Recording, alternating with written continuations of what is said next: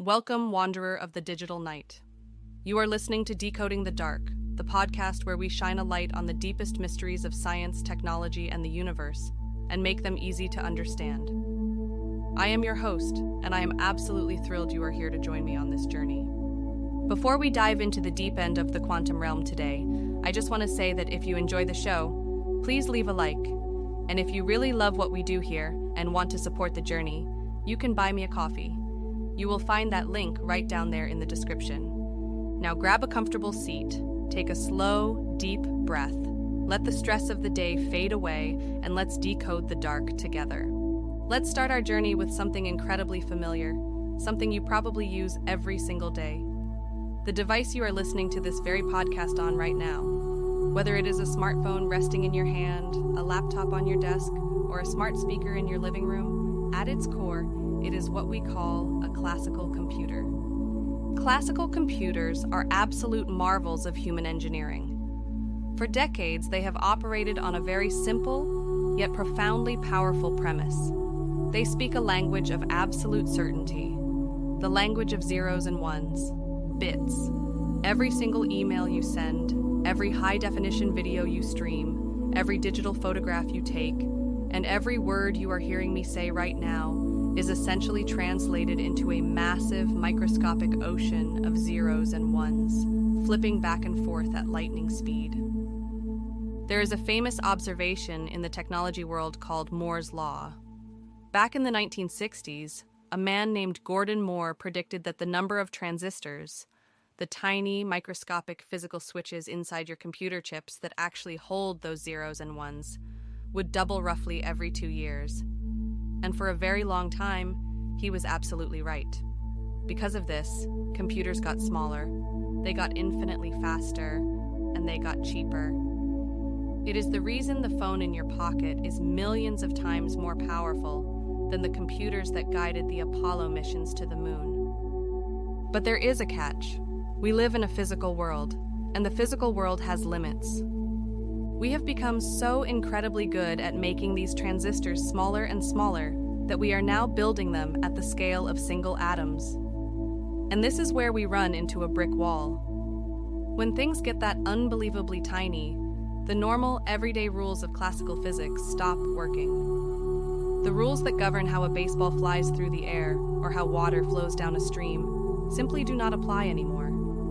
At the atomic level, reality gets undeniably weird. We enter the realm of quantum mechanics. At this microscopic scale, electrons start acting unpredictably. They can actually teleport across solid boundaries they shouldn't be able to cross, causing our traditional computer chips to short circuit and fail. We are quite literally running out of physical space. We cannot make things any smaller without breaking the laws of classical physics. So, scientists realized something profound. To keep moving forward, we didn't just need better hardware. We needed an entirely new paradigm, a completely new way of looking at calculation itself. This brings us to the title of today's episode, The Coin That Never Lands. To understand the bizarre and beautiful quantum world, let's look at a simple, everyday object, a coin. Imagine you take a coin out of your pocket right now. You flip it high into the air, watch it fall, and slap it onto the back of your hand. You pull your hand away and look at it. It is either heads or it is tails.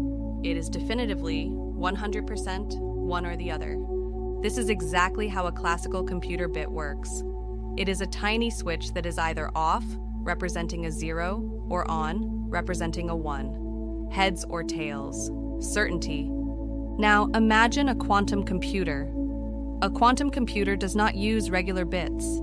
It uses something entirely different called a qubit, which is simply short for quantum bit.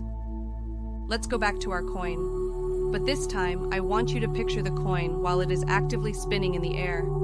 Picture it right at the peak of its arc, rotating so incredibly fast that it is just a glowing metallic blur. I want you to ask yourself, while that coin is spinning, what is it? Is it heads? Is it tails? The truth is, while it is spinning, it isn't either.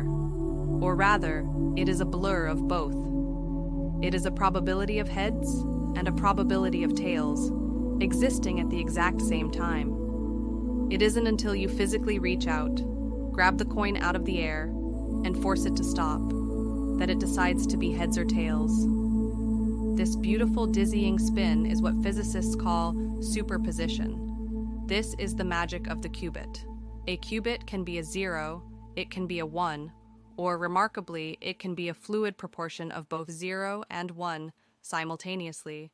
It is only when we finally measure the qubit, when we look at it to get our final answer, that the spinning stops, the quantum spell is broken, and it collapses back down into a simple, boring 0 or 1. But while it is spinning, while it is actively calculating in the dark, it holds an entire ocean of possibilities all at once.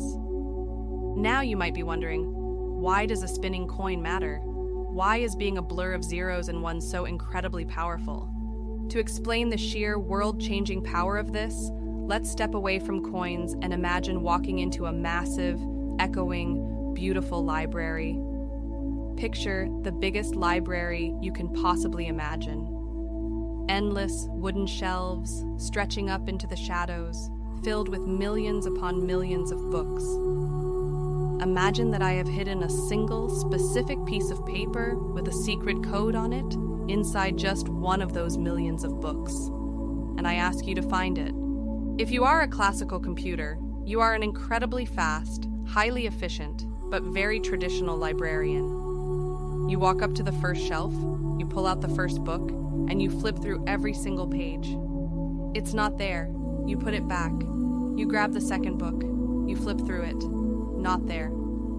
You are amazingly fast at reading, but you still have to read the book sequentially, one by one by one. If the library is big enough, checking every single book could take you hundreds or even thousands of years. Now, what if you are a quantum computer?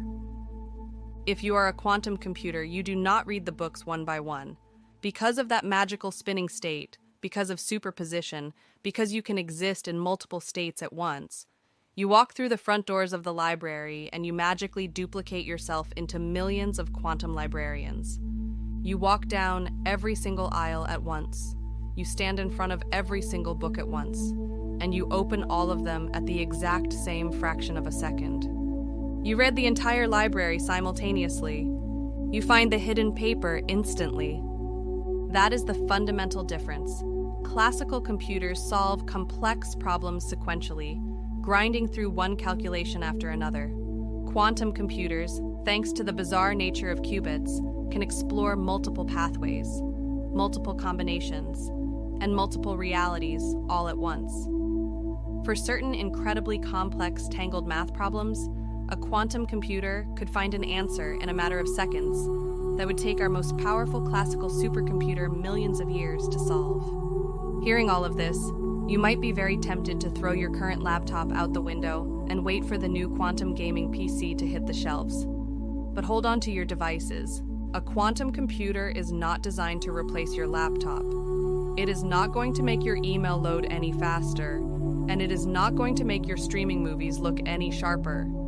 For everyday tasks, a classical computer is actually much better, much cheaper, and much more stable. You see, the quantum realm is incredibly fragile. That spinning coin desperately wants to fall over.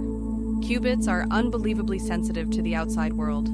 The slightest fluctuation in heat, a faint magnetic field, or even a tiny vibration from across the room can cause the qubits to lose their spin and crash out of superposition. To keep them stable, scientists have to keep these quantum chips chilled inside massive, beautiful golden chandeliers, to temperatures that are actually colder than the deepest, darkest void of outer space. So, if it's not for browsing the web or playing games, what exactly is the qubit for? Quantum computers are highly specialized machines designed for specific, monumentally difficult tasks. They are meant for modeling the very building blocks of nature. Because nature itself is not classical, nature is quantum. If we want to design a new, life-saving medication, a classical computer struggles to simulate how complex molecules bind together. But a quantum computer speaks the same language as the molecules. It can simulate them perfectly, potentially finding cures for diseases in days instead of decades. They can revolutionize how we create chemical fertilizers to feed the world, drastically reducing the energy we use. They can help us design entirely new materials for super-efficient batteries, or map the incredibly tangled complexities of global climate change to help us save our planet. They will also completely upend the world of digital security and cryptography, forcing us to invent entirely new ways to keep our data safe. They are tools built for the grandest mysteries, not the mundane chores. The transition from the bit to the qubit is one of the most exciting, profound leaps in human history. We are slowly moving from the certain solid world of heads and tails into the breathtaking, spinning blur of infinite possibilities. The coin that never lands is no longer just a theoretical thought experiment in a physics classroom. It is the very real blueprint for our future.